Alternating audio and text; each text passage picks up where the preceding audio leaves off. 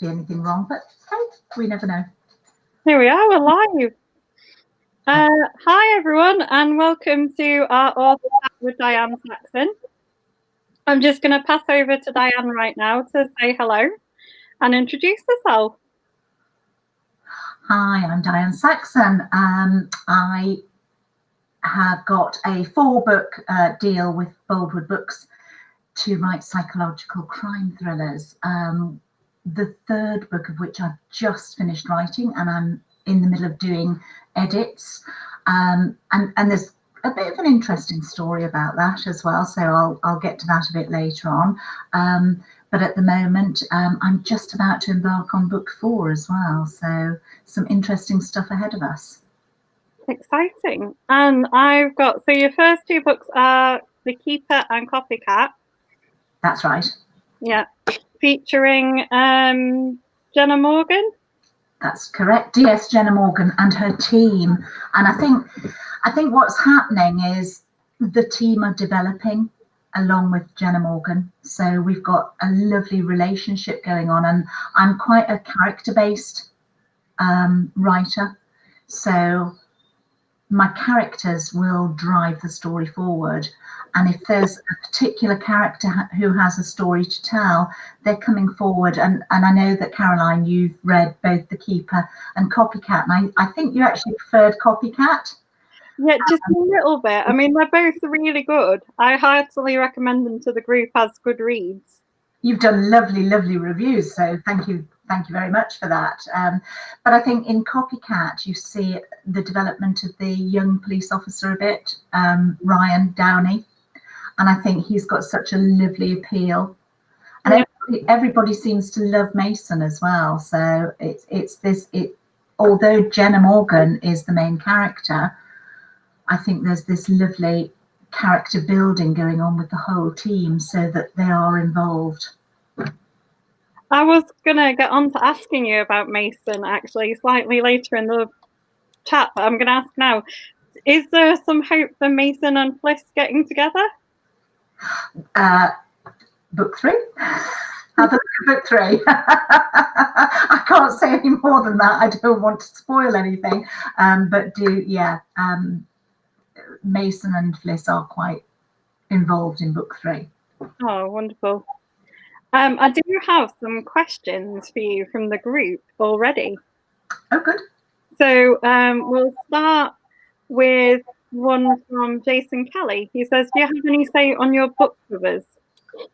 Sorry, say that again. We're going to start with one from Jason Kelly. He says, do you have any say on your book covers? I do, actually. I always, Boldwood, I have to say, are fabulous. I mean, I don't know, my background, I've always written romance, but I've always wanted to write thrillers. So I got this contract with Boldwood for my thrillers specifically, and I've never been treated so beautifully by a company. They've just been so fantastic, and they involved me at every single step of the stage. So when it came to, book covers, they said, what would you like? What do you like out there at the moment? How about this? And if I didn't like it, I could say I don't particularly like this. As it was, I loved the initial idea of The Keeper, and then they moved along and sort of slightly changed it, and then changed it again to fit in with the series. And I absolutely, each time they went, would you rather this? I was going, yes. And although I've got to say, I actually would rather leave it to them to do the marketing, because they're the experts on marketing. I love the cover of Copycat. But, in the future, if there's anything that people want to do, then I'm happy to go along with them because they know their business. Lovely. We've got another one that said, what inspired The Keeper? The Keeper. So I've got a Dalmatian, I don't think she's there actually at the moment. She's gone for a wander out in the garden. I've got a Dalmatian. She's now 10. She's called Sky.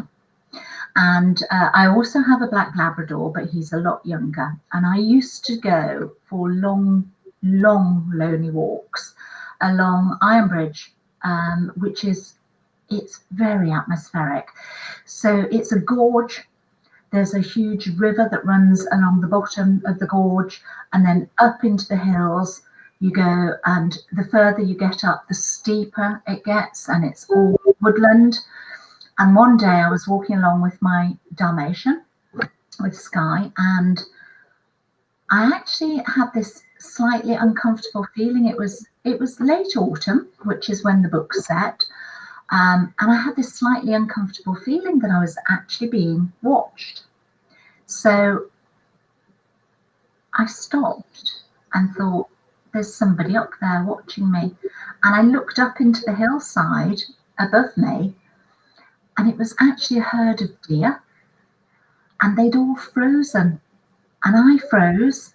And Sky doesn't chase deer. She's really good. I mean, you know, she's great with animals. And she just stood next to me really calmly, and probably several minutes passed of us all just staring at each other. And it was a magical moment for me, you know, and I felt really, really honoured having looked at these beautiful roe deer. You know, they're the ones with the spots, the big white spots on them, beautiful. And then we all moved on. And it was only later that I was thinking, oh, I knew somebody was watching me. I got that prickle on the back of my neck. I got that feeling, that sensation. What if that hadn't been deer? What if it hadn't been quite so innocuous and innocent? What if that had been a man up there? And that's exactly where my story starts with the keeper.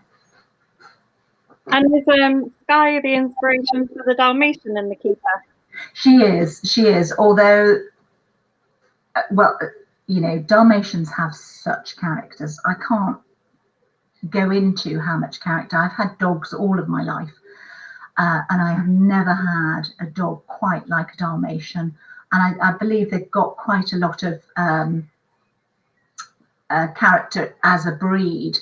She's very, very special, and I think I've written the special into Domino, and he continues throughout the series because he's Fliss's dog. Fliss is Jenna's sister. But the character of a Dalmatian is such that once I started writing Domino, although he was a male, he's probably a little bit more feisty than my girl.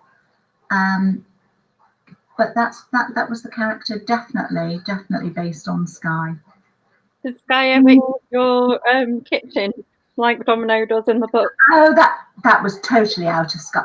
Yes, when she was about 9 months old, my husband was called to a meeting, and he was supposed to be at home, and he was called to a meeting, and rather than it last 2 hours like it's supposed to, it lasted 6. So when he got home, she'd eaten the kitchen, all of the doors. So yes, that was a real thing. I've got another question here from David Gilchrist. He says, are you finding social media helpful when you promote your books? Yes, to a great extent. Social media can be very good, but I'm not a big one for massive promotion. I still adhere to the sort of 80-20 rule of, you know, don't keep shoving your book down people's throats, because actually most people want to know what's going on in your personal life, and actually they love to see my chickens and things like that, and the Dalmatian. So a great deal of what I do is just chit chat.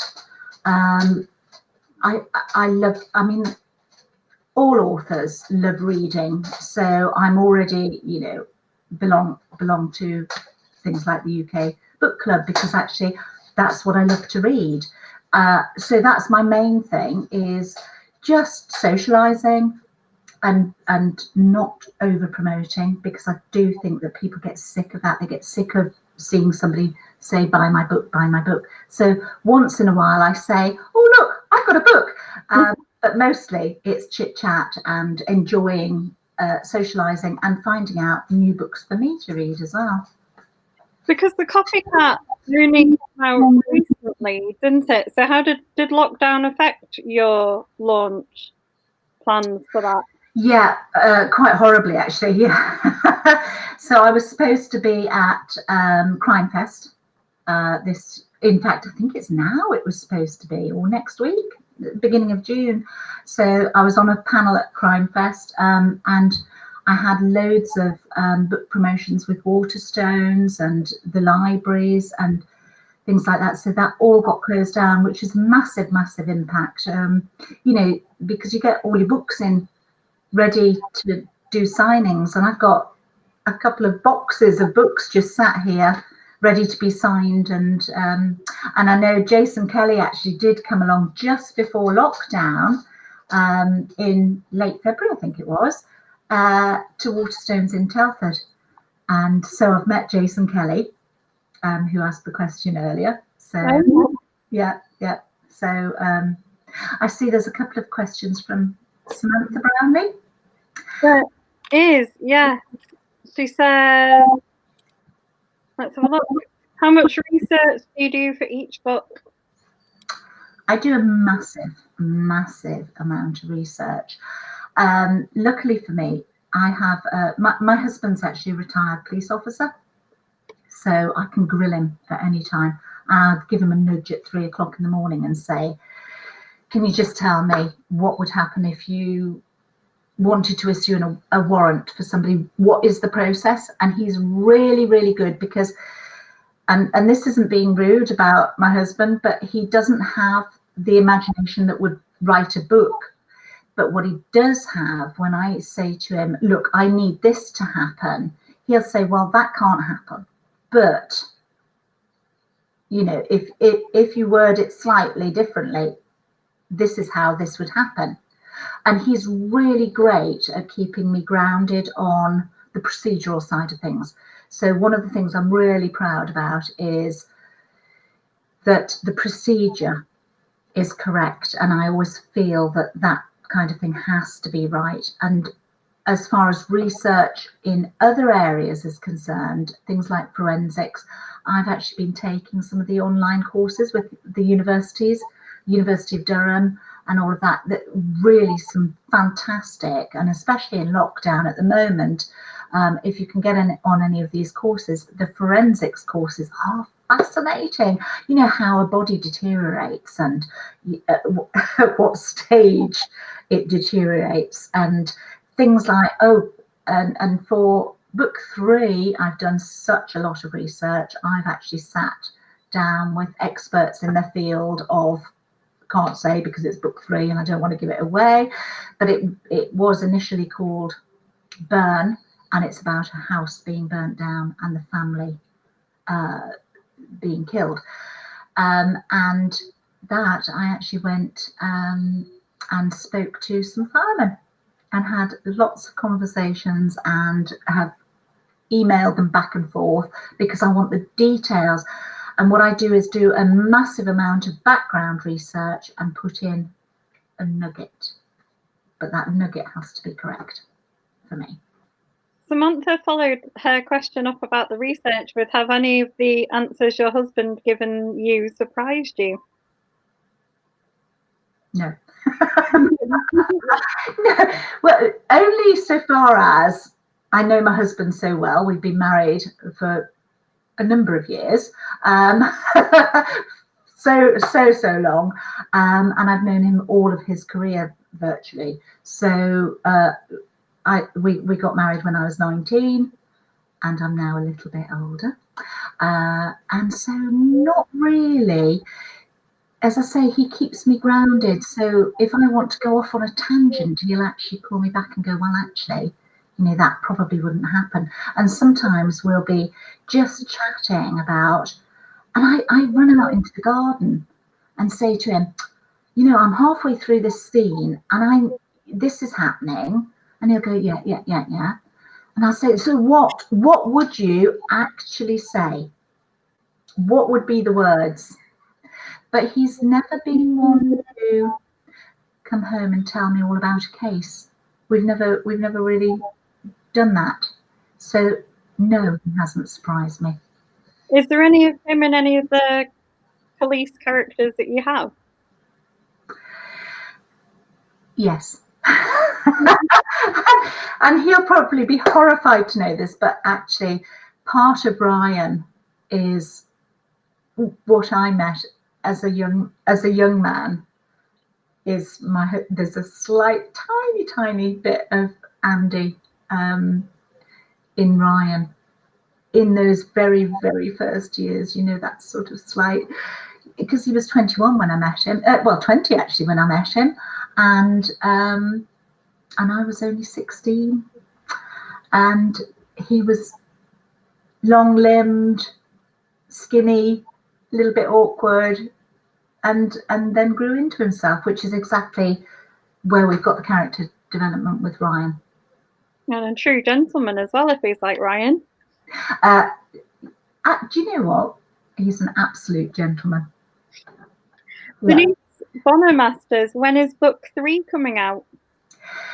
Book 3 is due to come out in October this year. I wouldn't be surprised if it is released a little bit early. We are on edits, which is the third editor has got them at the moment, which means that we're basically on the last run through. So I wouldn't be surprised if it's released a little bit early. It would be nice to see that. But book 3 was challenging. I did see, was it Samantha asked if it had been? Yeah, she says, has anything found in your room that surprised you? Oh. No, I think it, I thought she'd asked something about, did it? Oh, anyway, basically I got through, and this is partly to do with one of Samantha's questions. Has anything you found in your own research surprised you? Yes, lots, and I love it.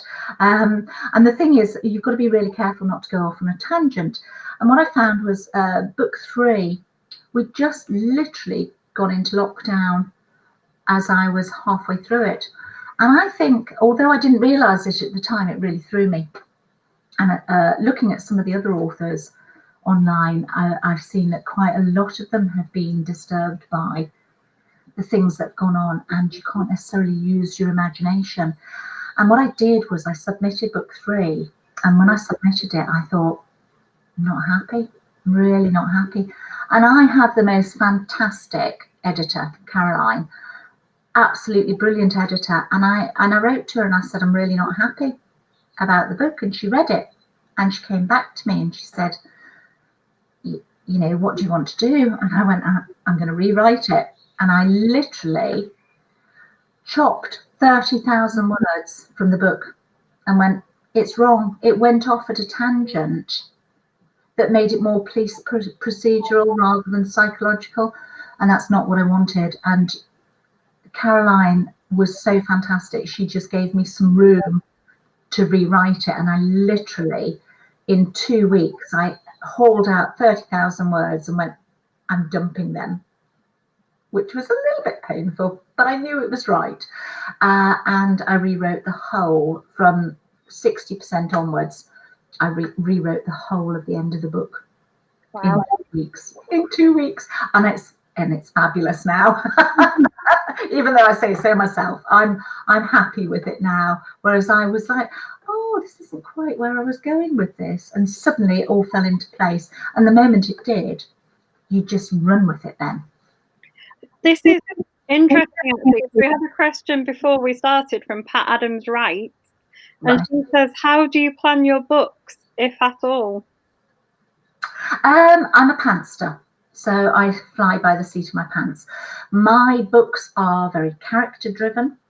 So book 4, for example, book 4, I 2 weeks ago, I woke up, and you know that lovely in-between stage where you're really comfortable in bed and you're just lying there and your mind is just mulling. And I'm a very early riser because we have chickens and I have to get up. So I tend to get up about 6 o'clock. But I'm quite often awake way before then because I wake up when the sun comes up.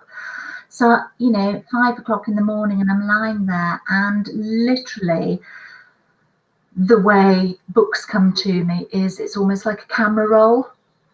So I'll be lying there in that half state of sleep and I can visualize it, and it's like a film rolling in my head, and I visualize the whole first scene of book 4 like a camera roll. So I'm really ready to go. I've got it. It's there in my head. And what I tend to do is I hold it there for a little while and let it mull through, and then it sort of finesses itself and moves on. But I'm there with it, and that's my planning. I'm afraid I'm not. And one of the problems with book 3 was I think I tried to over plan it, and maybe it was to do with lockdown and all that sort of strangeness going on at the time. But I was over planning, and I don't do that because my books are totally character driven, and everybody will think I'm completely mad, but the character in my head, so whoever it is, if it's the protagonist, which it is in book 4, was just there with such a powerful story of their own. I'm running with it. Right.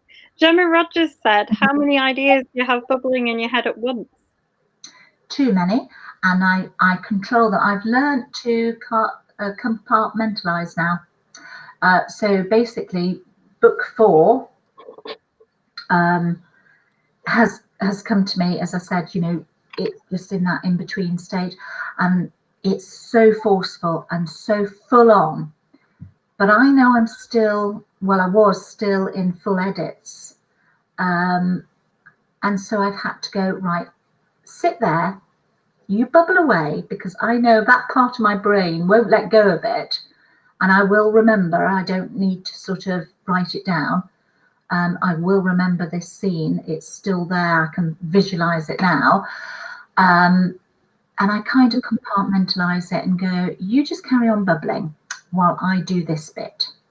And then if there's another story, and sometimes it's not so much the storylines, but it's the characters will nudge their way in to my psyche and go, look, come on, I want my bit now. I want to tell my story. And that's actually really interesting because they're sort of full on, and you go, right, okay, I understand that, but we're just going to park you for a little while we run with this bit. So lots and lots of ideas, but mainly lots of characters going, this is what I want to do. Well, we had a question as well from Kiki before we go on to the others in the stream. And we've touched on it slightly, but she said, have you ever used friends' characteristics for your book characters?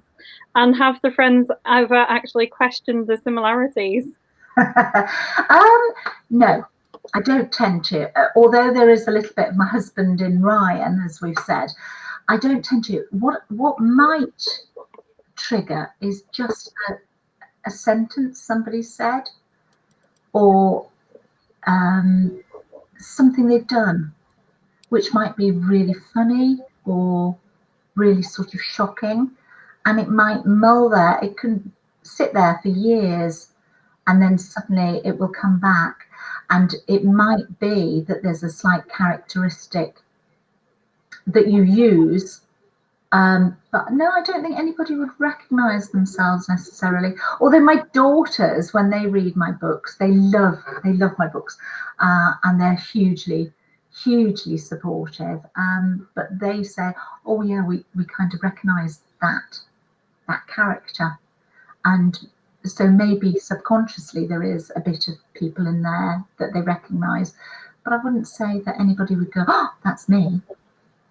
And one of our other questions that we had in before we started going live was another one from Gemma Rogers.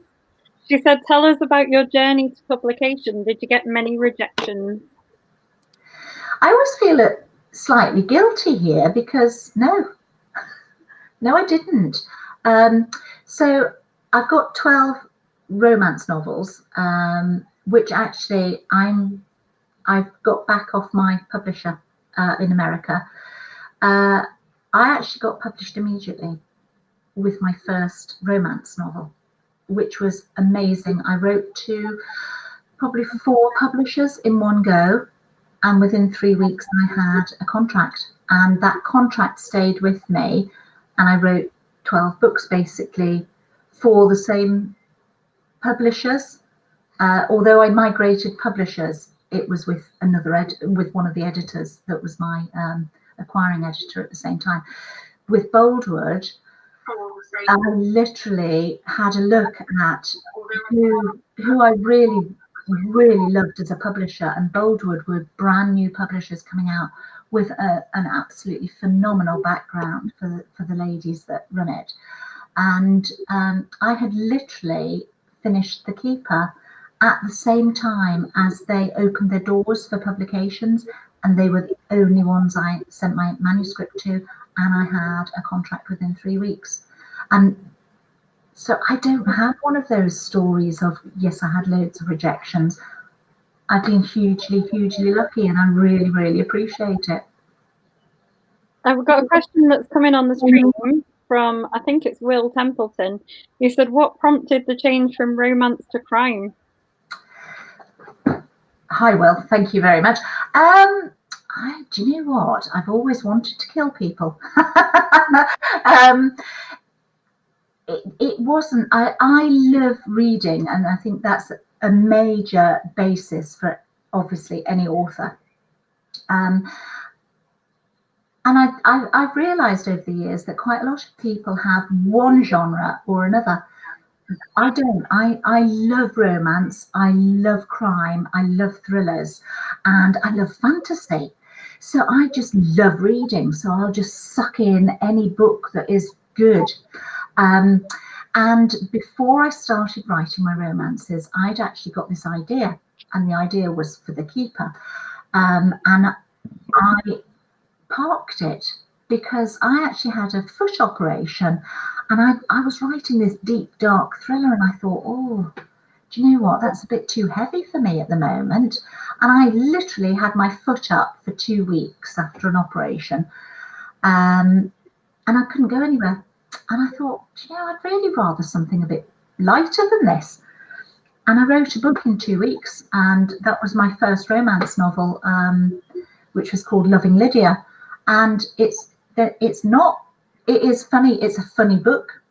It's got quite a lot of humour in it, but it's actually very dark as well. So even my romances have a darkness about them.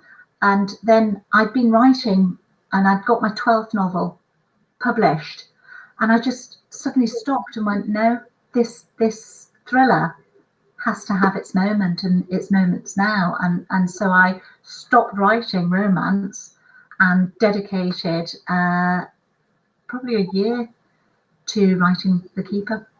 I'm very glad that you made the change. Lucy S says, are there any other genres that you're tempted to tackle?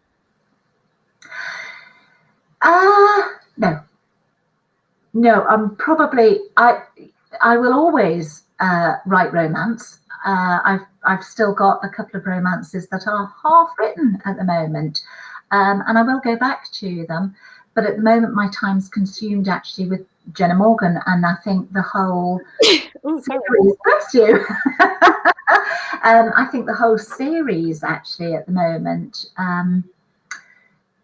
because there's so much that can go on with this particular team, and because these characters are so strong and full on, and we've got Jenna, but we've also got Mason, and everybody seems to love Mason. And then we've got Ryan in there, and we've got this lovely PC who is developing and sort of making herself known, and Caroline, you'll probably recognise her when you read book 3. You'll go, oh yeah, she was in book 2, a bit stronger, and she's got stronger still. And that's Donna, and she's one of the PCs, and she's got this lovely character coming on. And so I think at the moment my time's consumed purely with this team and their character development. We had a question from Gemma Rogers again. She said, will all of your books follow on, or will you have any standalones with different characters? At the moment, they are following on. It has been suggested that perhaps Mason have a standalone. Perhaps Jenna goes off on holiday and he solves a problem on his own, a crime on his own. But as it stands, I think I've got so many ideas stacking up that, you know, I could go on for quite some time just with this. But I would never rule out a standalone. Maybe some novellas, like spin-off novellas with just certain characters. Again, yeah, Mason would be ideal for that. You know, if Jenna Morgan went off on holiday and he's just got to be left on his own to rule Ryan, because they've got a lovely relationship going on as well, the two boys.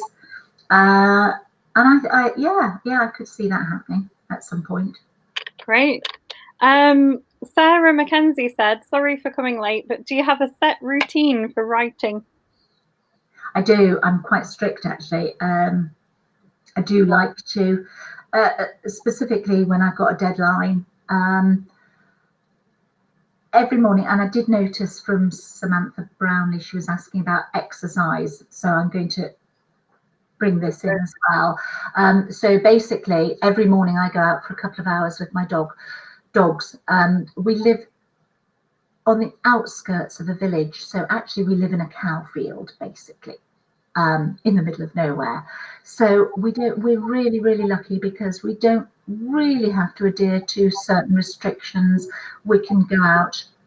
My neighbours have cow fields that up until recently haven't had any cows in, so we've just been able to walk for miles across their fields because we have their permission to do that. So it's fantastic. I can just take the dogs and I go for a couple of hours every day.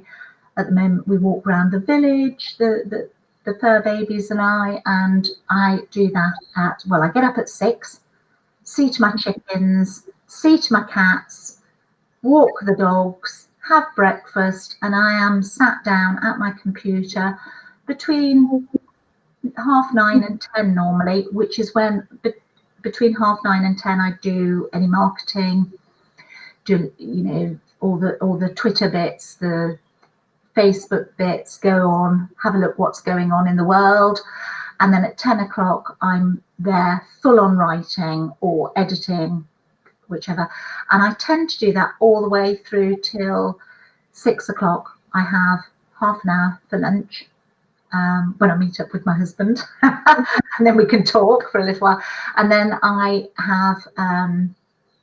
we have dinner in the evening. 6 o'clock till 8 o'clock quite often is a really busy time for me because it's again doing a meal, seeing to the animals, and it's quite a lot of animals to see to. And then I'm a big gardener as well, and I do all my vegetables, so looking after the vegetable plot. And quite often I come and sit down at 9 o'clock at night and I will write through till, when I fall asleep, which is quite often midnight. But if I go to bed early, if I go to bed at 10 o'clock, I quite often am up at 3 writing again. So, but I try to keep a routine, but a lot of my ideas come to me just as I'm falling asleep, and I refuse to let them go. Sarah says, wow, how many animals do you have? Well, we have 16 chickens. So we've got 10, I've got a cockerel, 9 ladies and 6 babies, and I've been posting some videos of the babies on my I could post one of the videos if you want of our newborns. They were gorgeous, so I love them. We've got 2 cats and we've got 2 dogs. And normally, I've got 2 daughters. I'm not classing them in with my actual animal group, but they both have animals as well, and they come. My youngest daughter has 2 cats. My eldest daughter has a puppy, a Labrador puppy, and normally we'd all be together, you know, every so often, and they all integrate as well. Lovely. We've got some other questions. Samantha said, are there any subjects that you wouldn't write about?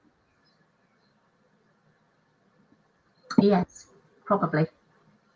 I'm not very good. I'm not sure that I would like to write about, although I'm going to go back on myself here. Yes, there are. Some of them are too, I find, a little too disturbing for me. And that makes it difficult, because sometimes that's what you want to carry forward and challenge in yourself. Book 4, we might be seeing something about a child, but I wouldn't write about child abuse per se, but there will be a child involved in book 4. Okay. Gemma Rogers says, do you enjoy movies too? What's your favourite genre, and do you have a favourite film? Favourite film? Yeah, I love a good movie. I don't do television. I don't do soaps and things like that, because I just find them really frustrating, and I can always see the plot line and it frustrates me. But I love a good movie. I always spoil movies for my children if they're watching them with me. If it's a thriller, I know who did it the moment they walk on screen. So I always spoil it for the girls, you know, and I go, oh! And they go, Mom, shush, don't tell us. I love light-hearted movies. There's nothing better than something like Dirty Dancing, you know, old-fashioned maybe, and just fun, just good fun movies sometimes, something that will make you roar with laughter. But then I love, one of my favourite films, weirdly, is The Green Mile. And every time I see that it's on, I have to watch it. And it doesn't matter how many times it's on, I go, oh, I'll watch that again. And I don't know what draws me to it, but I love it. But then I love laugh out loud films a lot. I've gone back up the stream as well to look at answer questions we might have missed. And there's one that says, what are you reading at the moment, and what authors do you enjoy? Oh gosh, I'm reading a romance at the moment, because I'm a member of a book club that's got 2 books on the go, and I can't remember what I'm reading. That sounds really bad. I should have had that one ready, actually. Okay. I can't remember. I think she's called Fiona Ford. But a really, really good book, and that's why I feel a bit guilty, because it's a really good book. And I'm a bit old-fashioned, if you like, in some ways, and I don't particularly like first-person present tense. I find it a strange combination. But this particular book that I'm reading at the moment, and I'll post it so that you can see. It is first person present tense, but actually I started reading it, I thought, oh no, this isn't for me. But within 3 pages, I was forgotten that it's first person present tense. It didn't matter. It's so well written and so clever that I'm just flying through the pages, and really I'm absorbed into it and thoroughly enjoying it. And I think that's taught me a lesson, because, you know, I prejudged it by what it was, and it's actually made a huge difference to me. We've got a question from Sarah McKenzie that's just come in. She said, did you write as a child, and was it something you always wanted to do? No, I didn't actually. I started writing when I had my first daughter. I was 28, and I first started writing then when, when you just sat there with the baby in the middle of the night and you just kind of stuck doing nothing. And I started doodling then. But I actually really didn't write up until 10 years ago. Yeah, that it didn't even occur to me to write. I read prolifically. I have absolutely loved reading, and every time I took my children to any kind of activity, I would have a book with me and just sit reading for hours. But actually writing, no, I didn't. I think I gave up. I gave up work in 2010, and that's when I started writing because my husband. So basically, the story is that I used to be an office manager and HR manager for a TV production company, and they worked out of Worcester, and I used to travel about an hour every day, commute. And I had my children as well, and we had all the arrangements. And because my husband worked shifts, everything worked. And then one day they decided that they were moving to the centre of Birmingham, actually in Digbeth, which meant that my commute would move to about 2 hours each way. And I was just so, it was like, oh my God, I can't believe this. And it was a really horrible, horrible winter's night in December.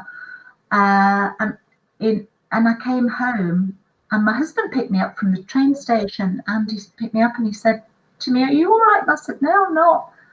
And he said, "What do you want to do?" And I said, "I don't know, but I don't want to do this anymore. I really don't." And he said, "Well, don't." He said, "Take a year out and write that book you've always been threatening to write." And that's how it happened. Wow. Yeah, literally. So there you go. When we said he is a gentleman, that's exactly what happened. Is he said, take your year out and write the book, and that's exactly what I did. So we have Andy to thank for the books. Yes. Well, he always says it's him anyway. We've got a question from David. He says, "Do you think you'll have a holiday this year, and what would be your place of choice?" Well, right at this very moment, I should have been in Corfu. We had a holiday in Corfu booked for a fortnight at this moment. So, yes, we should have had a holiday. Yes, I would have loved to have been in Corfu, but actually, it hasn't upset me or worried me because I think what we're doing right now by locking down and being sensible is the best thing we can do. And we're very lucky, and as I mentioned before, we live out in the middle of nowhere. Our lives haven't changed that much. Because this is what I do full time anyway. I write, and in general, I'm pretty antisocial because I'm writing all the time. But you just think we've got to get on with this at the moment, and look forward to the future later, and just see what happens right now. I'm going to ask you one of Samantha's favourite questions now, which is, what's your most memorable moments as an author? As an author, I don't know. I don't know. I think, do you know what? I think my most memorable moment was, as I said before, I haven't had to suffer that many rejections, and I have been hugely lucky. But I remember that very first moment that I got an email through from the publishers in America, and I was on my own in the house. There was nobody there, and I got this email through saying, "We'd like to offer you a contract." And I remember dancing up and down the hallway, all the way to the kitchen, all the way back, and just so excited and nobody to tell. But it was hugely memorable. Loved it, loved it. She also says, do you celebrate each publication day? I do, massively, massively. For The Keeper and Copycat, both of them, what we did, and we were really lucky actually, because Copycat was released in February, mid-February, so we were really lucky insofar as obviously we weren't affected by lockdown. And so for both, what I wanted to do for The Keeper was do a launch somewhere local, because The Keeper is based locally.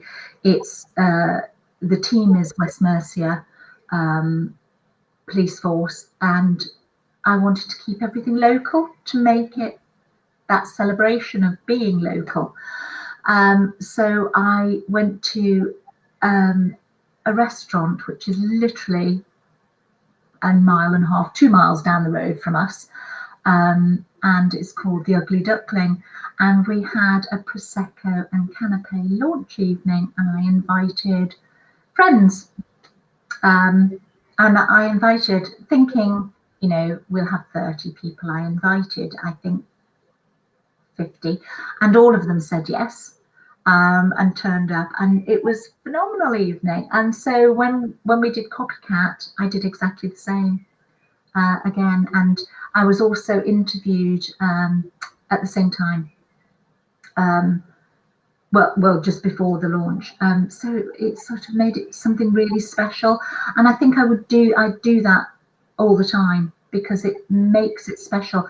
And I think there's only one time with my romances that I didn't sort of have a launch party, and it felt really flat, because you're on your own at home thinking, oh, I'll just have a glass of wine and go cheers, but actually it's massively different when you do it with people who are so hugely supportive of you as well. Do you think that writing romances beforehand has still influenced how you write your crime? Because there's quite a lot of little hints of romance, isn't there, in your novels?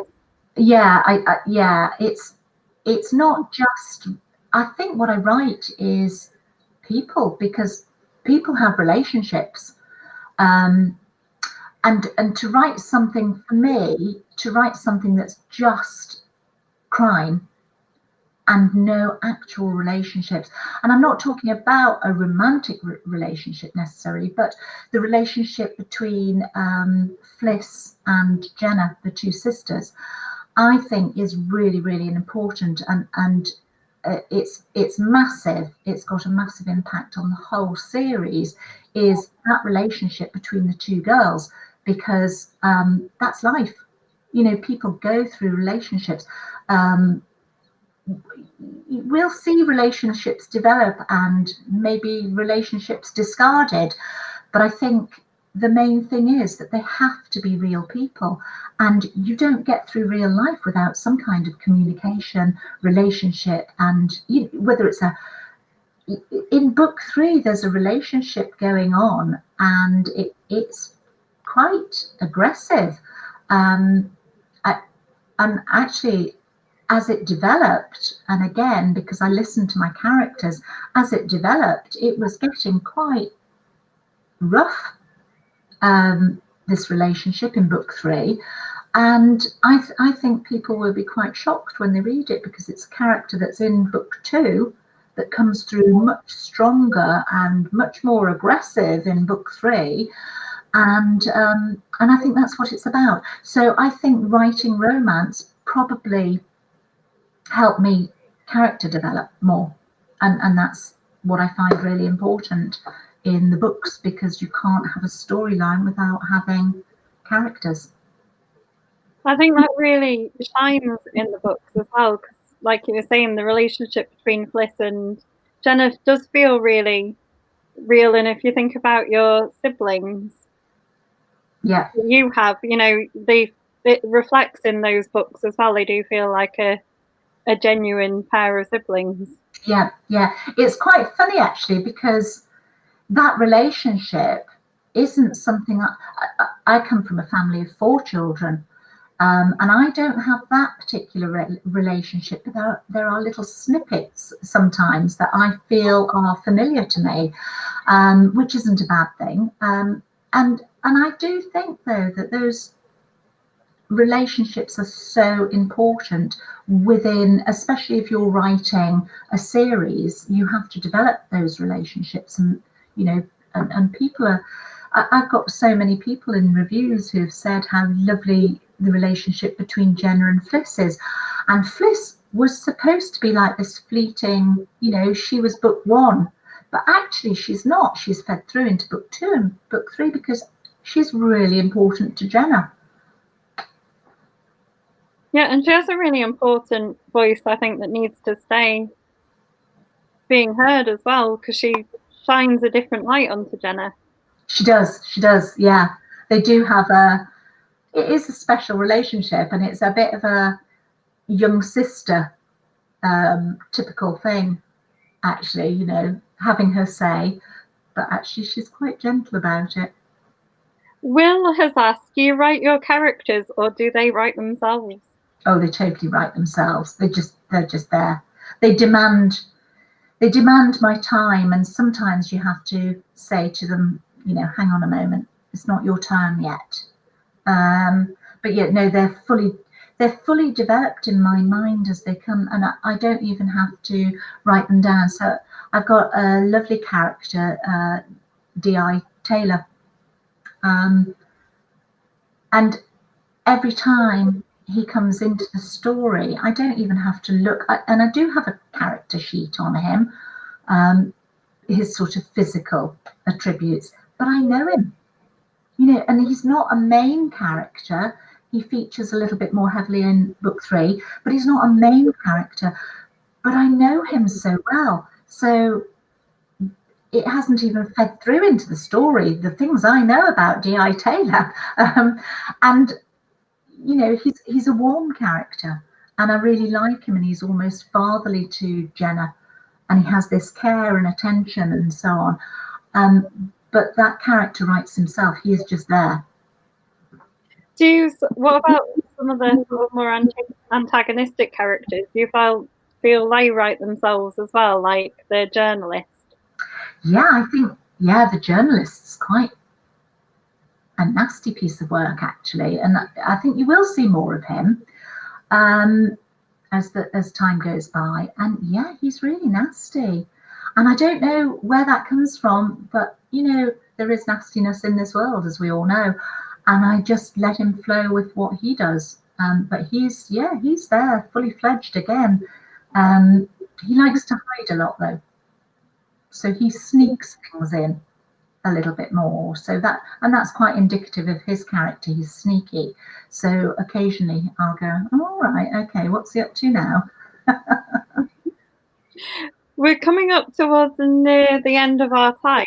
So would you like to remind people about your books and maybe where we can get them from? Well, everything's available online with Amazon at the moment. The books are, she says, as she put them right next to her. I forgot where she put them. So book 1 is The Keeper. Oh, if I hold that just right, that looks like half my face. So book 1 is The Keeper, and book 2 is Copycat, and they're both available on Amazon in all formats. So they're in audio, they're in paperback, and they're in all downloads. They're also available from Waterstones, and I believe Waterstones are still doing online orders now. I have boxes of them at home if anybody wants signed copies.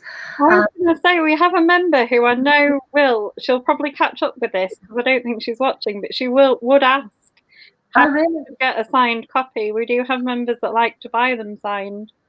Well, I know Jason Kelly likes them, and he's had both. He's had both of these books. So I'm, you know, really glad he caught me before lockdown. and it was a great pleasure to meet him. But yes, actually, if anybody does want, just PM me and I can, I'm quite happy. As I say, I've got books because I was doing Crime Fest, so I had a couple of boxes of books ready. A few people have actually requested that I send them out, so they are available from me, signed copies. But yeah, at the moment, Copycat is only 99p for a Kindle download. So, but they're available in all formats on Apple iBooks.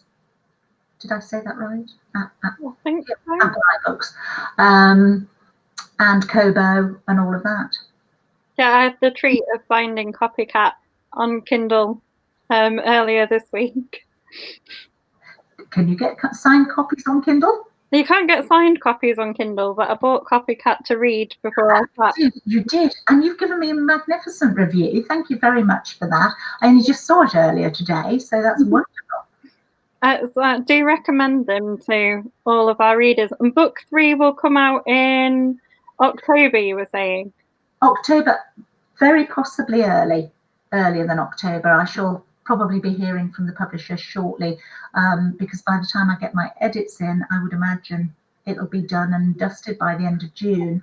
But obviously they have to do all the cover and so on and so forth, so I leave it to them.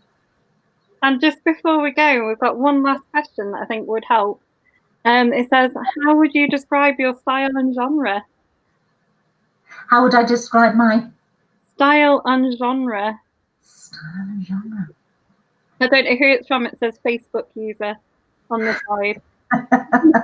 I'm actually, I think the genre is very much a psychological thriller. Very much out there for that.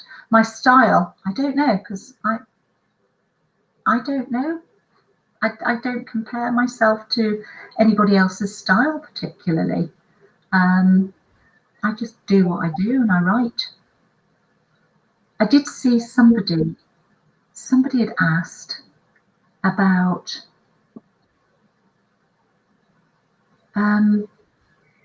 writing, other people writing, and what would you recommend? Just write the book. Just, that's kind of what I do, is just write the book. It's a good advice. Yeah, that was Jennifer Price, apparently. Oh, right, okay. I couldn't see it then. I was trying to look back up the, I'd spotted it before, but yeah, if you want to write, just sit down and write. And literally, this is what I've said to so many people. I've never belonged to a writing group, and that's just my personal preference. I think it would slow me down. But literally, that first book I wrote, Loving Lydia, I wrote 50,000 words in 2 weeks because I had nothing better to do than sit with my leg up after my operation. But that's the way I write now, is, when I rewrote the second half of book 3, I only had 10 days in which to do it. And I literally pulled out 30,000 words and replaced it with another 30,000 words and went, yeah, that's the way it's supposed to be done. Because I also think if you write disjointed, it'll read disjointed. So I tend to just let it flow. Let it just go. And our writing question was Samantha Brownlee, apparently. Oh, okay. There you go. Samantha, if you're wanting to write, just do it. That's my advice, is just do it. Sit down and literally let it flow, let it pour out, because anything, and literally I don't even think, but between what's in my brain and what comes out of my fingers, I allow that to just flow, and it doesn't stop till it's done.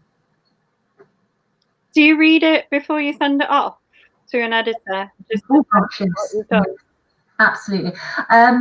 So my sister, my older sister, I shouldn't say that maybe, my older sister, Margaret, has read every single book that I've written, and she's absolutely brilliant. She's a massive, massive reader. She absolutely loves books. If I'm after a book, I will say to her, what should I read next? And she'll go, here, have this one. She's fantastic. Loves books, loves reading, really great at grammar, really great at picking me up. So she'll say, right, you've written this book and this has happened, but that is not quite right. And actually, I think between us over the years now, she just says what she thinks. I think she was quite gentle on me at the very beginning, but now she'll go, no, actually, I'm not sure that works that way. And I go, right, okay. I will edit, and maybe this is why I did so well with Boldwood as well, getting my contract.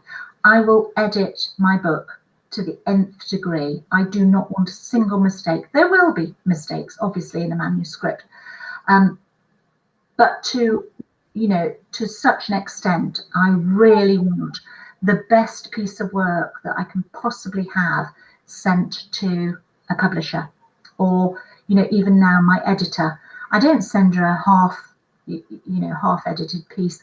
I will have edited that so many times. I've gone through it. I send it to my sister. She goes through it. She'll make suggestions, amendments. She'll tell me that spelling is wrong or whatever, and it comes back to me, and I edit it again and again, and I only ever send it off when I feel it's as perfect as I can make it. And I would hate to think that I'd send anything inferior off. Wonderful. So that's the end of our hour. Thank you very much for joining us and coming to do an author chat. Oh, it was great. It went so quickly. So we'll just leave off there and say goodbye to our members. Thank you all for joining us. It was brilliant of you.